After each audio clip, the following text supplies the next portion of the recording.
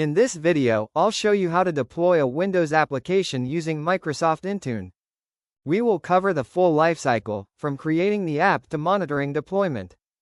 First, go to the Intune Admin Center and start creating a new application.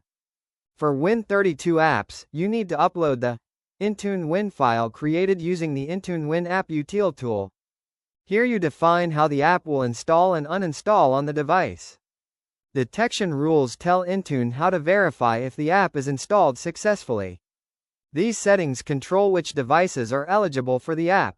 Return codes help Intune understand the installation result. Assign the app to users or devices and choose how it should be deployed. This is what the end user sees when the app is available or required. You can track deployment progress directly from the Intune portal. When deployments fail, logs are your best friend. You can update apps by creating a new version and replacing the old one. You can remotely uninstall apps by changing the assignment intent.